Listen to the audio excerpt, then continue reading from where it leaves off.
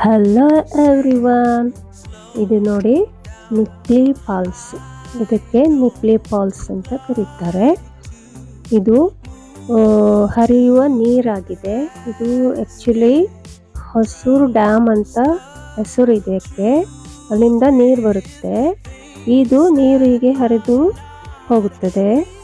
ಮತ್ತು ದೊಡ್ಡ ಫಾಲ್ಸ್ ಥರ ಏನೂ ಇಲ್ಲ, ಸ್ವಲ್ಪ ಇದಷ್ಟೇ ಇದೆ. ಹೀಗೆ ಈಗ ಮಳೆಗಾಲ ಆಗಿರೋದ್ರಿಂದ ತುಂಬ ಜನ ಬಂದಿರ್ತಾರೆ.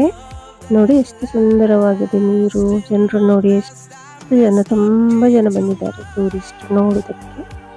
ಬೇಸಿಗೆಯಲ್ಲಿ ಸ್ವಲ್ಪ ನೀರು ಕಡಿಮೆ ಇರ್ತದೆ, ಮಳೆಗಾಲದಲ್ಲಿ ನೀರು ತುಂಬಾ ಇರ್ತದೆ. ಈಗ ಮಳೆಗಾಲ ಆಗಿರೋದ್ರಿಂದ ನೀರು ತುಂಬಿ ಹರಿಯುತ್ತಿದೆ. ಇದರಲ್ಲಿ ಸ್ನಾನ ಮಾಡಬಹುದು, ಇಳಿಬಹುದು, ಆದರೆ ಹುಷಾರಾಗಿ ಇರಬೇಕು. ಮಳೆಗಾಲದಲ್ಲಿ ಹೆಚ್ಚು ನೀರು ಇರುವುದರಿಂದ ಕೊಚ್ಚುವ ಸಂದರ್ಭವೂ ಇರಬಹುದು. ಸೊ ಆದರೆ ಹುಷಾರಾಗಿ ಇರಿ. ಬೇಸಿಗೆಯಲ್ಲಿ ನೀರು ಕಡಿಮೆ ಇರುತ್ತೆ. ನೋಡಿ ಎಷ್ಟು ಜನ ಬಂದಿದ್ದಾರೆ ಅಂತ. ಎಷ್ಟು ಚೆನ್ನಾಗಿದೆ. ಮಳೆ ಬರ್ತಾ ಇದ್ರು ಜನರು ಇಲ್ಲಿ ಬಂದಿದ್ದಾರೆ.